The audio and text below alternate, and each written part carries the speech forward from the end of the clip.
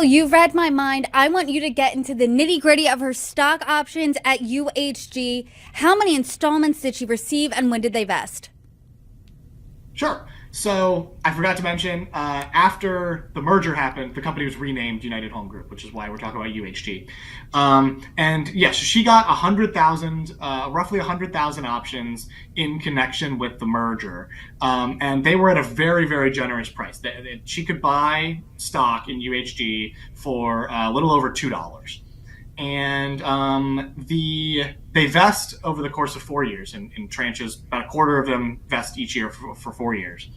And so her first chunk vested when the stock price was doing pretty well. That was worth about $240,000 at the time. They've since gone down in value.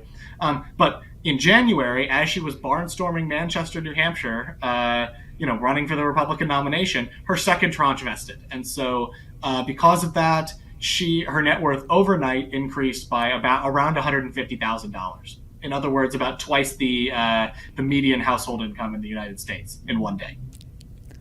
Wow, a lot of money.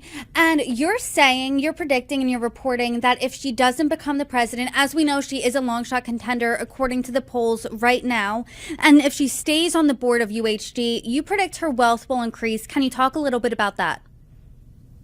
Yeah, so if she stays on the board, she's going to be getting compensation for that. Good for her. And then additionally, she's got more options that are going to vest. She's got another chunk of options separate from the 100,000 I mentioned before at a bit of a higher strike price. Those are going to vest in May, are going to start vesting in May. They also vest over 4 years. And so assuming the stock does a little better than it's doing right now, it's been kind of on the slide for the past couple of months. Assuming the stock does better, those options will be worth something, and all of a sudden she'll have some more wealth popping into her net worth. If, of course, the share price, which is currently around $7, if it stays below the strike price of those other options that she's receiving, then they won't be worth anything at all. Because why would you buy a stock for $11 when you could buy it for $7?